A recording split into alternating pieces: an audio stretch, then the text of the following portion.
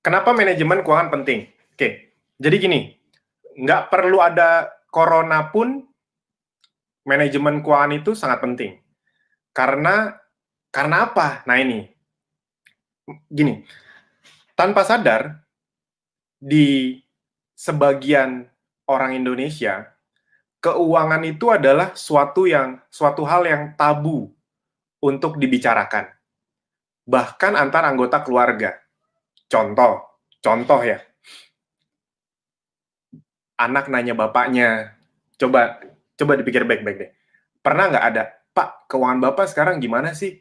Aman nggak, Pak? Gitu. Pasti itu kan seakan-akan kalau di Indonesia itu seakan-akan, ih kamu nggak respect sama orang tua, mau nanya-nanya keuangan Bapak. Padahal kalau di dunia nyata itu penting untuk ke depan jangka panjang.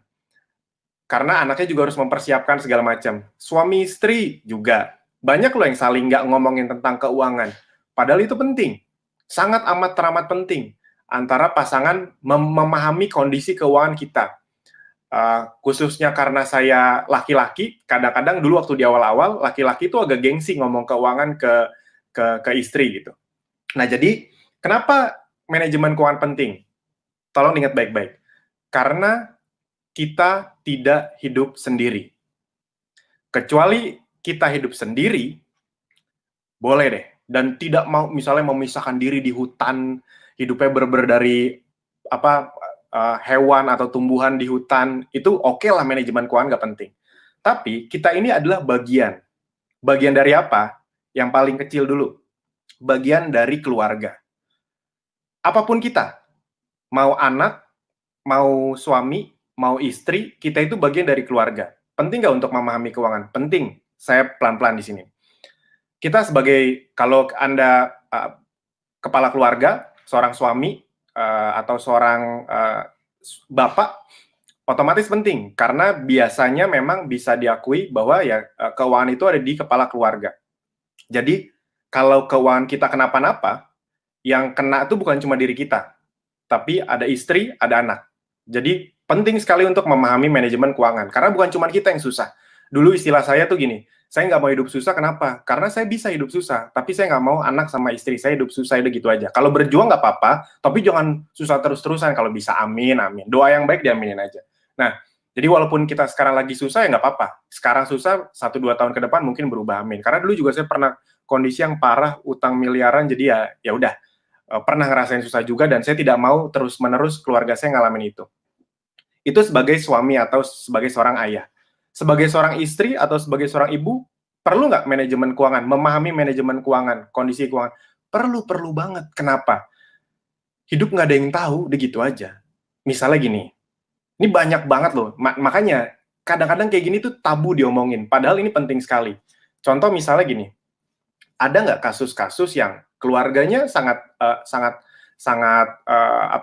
berkecukupan, tiba-tiba sang pencari nafkah atau suaminya itu meninggal.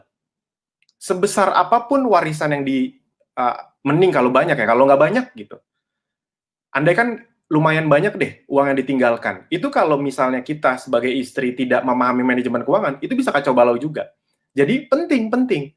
Beruntunglah kalau kita punya misalnya suami yang bisa diandalkan, makmur, tapi hidup nggak ada yang tahu. Saya aja ngomong ke istri saya, kamu juga harus ngerti banget, harus gitu. Karena bisa aja tiba-tiba aku meninggal kapan gitu. Dan itu memang fakta kan. Jadi penting sekali. Kalau Anda seorang anak, sama. Anak juga sama pentingnya. Kenapa?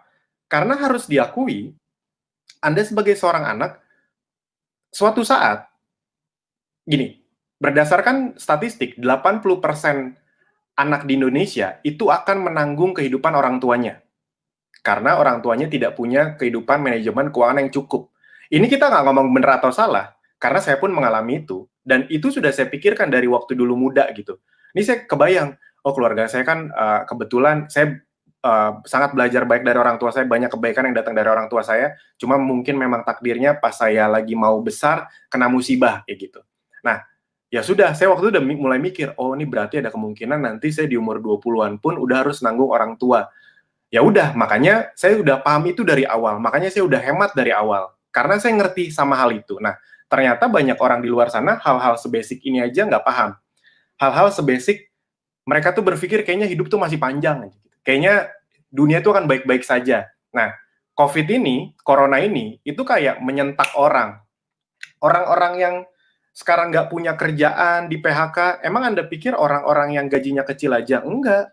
Banyak banget yang gajinya besar, 50 juta ke atas, bahkan ratusan juta, di stop, dipotong 50%, bahkan dipecat, banyak juga yang kayak gitu. Jadi, itu bukan yang tadinya tenang-tenang, tenang, nyicil sana, nyicil sini, tenang-tenang, kayaknya hidup tuh bakal lancar. Ibarat kata, yang di atas alam semesta itu bisa melakukan apa saja. Ibarat kata, kita ada kuasa yang lebih besar dari kita. Jadi, bersikaplah sebagai itu, bahwa kita memang harus merencanakan. Saya setuju dengan konsep udah ada takdir. Tapi kan semua ibarat kata gini kan, yang di atas tidak akan mengubah nasib kaumnya kalau kita sendiri yang tidak berusaha. Jadi tugas kita adalah merencanakan, berusaha, berikhtiar. Sisanya ya udah kita serahkan. Tapi minimal tugas kita untuk ikhtiarnya kita kerjain. Nah, merencanakan itu adalah salah satu tugas kita sebagai manusia. Sip ya, bisa didengar jelas suara saya ya? Oke. Nah, kita langsung lanjut lagi. Jadi udah tahu ya, kenapa manajemen keuangan penting? Pertama, karena kita adalah bagian dari kehidupan. Yang paling kecil adalah keluarga. Yang lebih besar, nah nih, tolong dipahami baik-baik. Yang lebih besar, kita adalah bagian dari kehidupan bermasyarakat negara ini. Jadi penting nggak untuk memahami keuangan? Penting, penting. Karena, gini, kalau bahasa gampangnya gini, kehidupan kita sekarang mungkin ya udahlah kita terima, kita syukuri, kita selalu mensyukuri apapun yang terjadi detik ini. Tapi kalau kita boleh memilih di kondisi kayak gini, kalau boleh memilih nih, kita pengennya di kondisi yang ngebantu atau dibantu? Pasti yang ngebantu dong. Yes. Yes. Karena kalau kita tidak di posisi yang ngebantu, berarti kita di posisi yang dibantu. Tidak ada yang salah, tidak ada yang benar. Di mata yang di atas yang ngebantu atau dibantu ya ibarat kata mungkin sama aja. Tapi secara prinsip, kita pasti pengennya sebagai anggota masyarakat, kita ini adalah jadi bagian yang meringankan atau membantu orang lain, bukan justru jadi sasaran yang dibantu. Bukan bermaksud mendiskreditkan yang dibantu, sama sekali tidak. Kita juga, makanya tadi kan, kalau bisa ngebantu kan. Nah, lebih ke, karena kita tuh ada di negara yang punya sistem. Semua negara di dunia ini punya sistem. Semakin banyak orang yang menengah atau menengah ke atas, beban negara tersebut makin rendah, kurang lebih seperti itu. Jadi, apakah kita punya tanggung jawab sebagai warga negara? Yes, pasti. Anda juga udah tahu kenapa ABDI dibangun, karena kita ingin membantu agar masyarakat Indonesia bisa lebih melek digital. Dari dulu tuh belum ada corona, agar bisa masuk sampai ke pelosok-pelosok. Makanya kita juga seterjangkau mungkin, gitu. Oke, yang ketiga, nah ini kalau menurut saya, karena kita bagian dari sesuatu yang lebih besar. Kalau saya selalu bilang gini, pengen nggak punya keuangan yang lebih dari cukup biar bisa sedekah lebih banyak, biar bisa bangun rumah ibadah, apapun agama Anda, mungkin yang Muslim masjid, yang Kristen gereja, mungkin yang Buddha, Hindu, itu semuanya Anda mau nggak sih punya keuangan yang lebih untuk melakukan hal-hal yang lebih besar lagi gitu, bukan cuma untuk diri sendiri. Nah, jadi kita tuh bagian dari 3 hal itu, keuangan,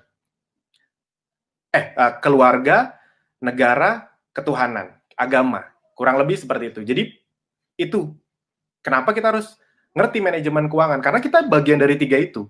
Kalau kita tidak mengerti dan kita manajemen keuangan dan keuangan kita jelek, kita akan dalam tanda kutip, kita akan menjadi beban di antara 3 itu. Itu sesederhana itu aja. Kenapa saya bisa ngomong ini dengan gamblang? Karena saya pernah di posisi yang bener-bener susah, bener-bener ngerasa gila ya, kalau saya susah tuh saya nyusahin orang lain gitu. Dan bukan masalah itu benar atau salah, tapi pengennya nggak kayak gitu. Apalagi kalau nanti saya punya keluarga. Jadi sampai sini tolong dipahami dulu bahwa memang penting, keuangan itu sangat penting. Kecuali kita tinggal di hutan sendirian, baru deh nggak penting. Oke. Nah, ini akan seru nih. Sebelum kita menghitung-hitung dan bagaimana cara menghitung yang sederhana, saya mau disclaimer dulu.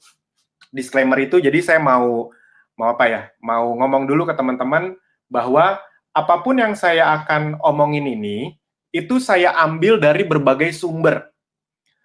Ada, saya pribadi juga punya konsultan keuangan profesional, saya ambil dari mereka juga ilmu ini. Ada juga dari orang-orang yang saya rasa ilmu keuangannya bagus dan mudah diaplikasikan. Seperti Pak Tung Desem Waringin, Anda bisa belajar dari beliau. Beliau salah satu yang bagus juga, Pak Tung Desem Waringin tuh. Nanti beberapa part juga ada yang saya ambil dari beliau itu. Jadi bukan saya ambil begitu saja, tapi maksudnya itu emang ilmu umum, tapi ketika beliau yang ngomongin tuh kayak lebih gampang aja dicernanya. Nah, itu ada beberapa yang saya modif. Jadi dari berbagai sumber. Dan disclaimer dulu di awal, kita tidak ngomong benar atau salah.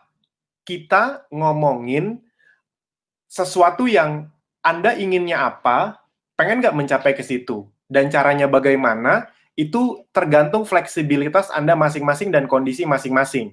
Jadi, tidak berlaku sama ke semua orang. Kalau misalnya yang satu udah bisa investasi, yang satu mungkin belum, karena harus beresin utang. Tapi, apa yang mau saya bahas ini akan sangat general. Jadi, saya sangat berusaha untuk semuanya bisa langsung aplikasi dan bisa langsung pahami. Oke.